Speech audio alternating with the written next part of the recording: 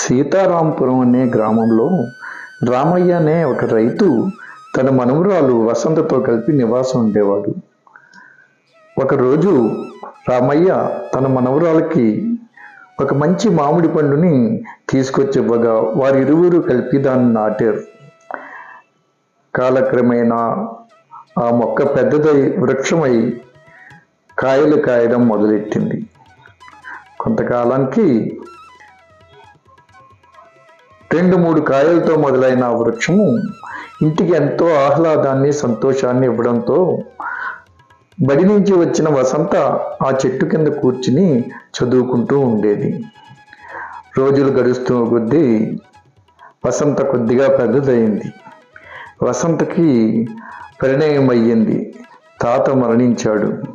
కానీ ఆ చెట్టు మహావృక్షమై ఇంకా ఎక్కువ పండ్లను కాయడం మొదలెట్టింది. కొద్ది కాలం గడిచేసరికి వసంతకు వివాహమైంది. వివాహం అనంతరం తన కూతురుతో కలిసి వసంత తన ఇంటి ముంగిట ఉన్న ఆ మంచి మామిడి చెట్టు కింద ఎంతో సంతోషంగా కాలం గడపసాగింది. రోజులు గడుస్తున్నాయి.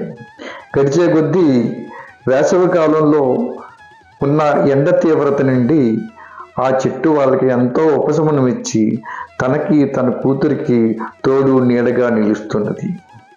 దీనితో మనకు అర్థమవుతున్నది ఏంటంటే, మనం నాటిన వృక్షము ఒక మంచి పని చేసినతో మనకి అది మహావృక్షమై ఎంతో మేలు చేసి మన జీవితానికి, మన రాబోయే తరాల వారికి కూడా ఎంతో ఉపకారం చేసి మనల్ని ఒక సంతోషకరమైన జీవితాన్ని ఇస్తుంది అని దీని ద్వారా మనకి తెలియజేస్తుంది.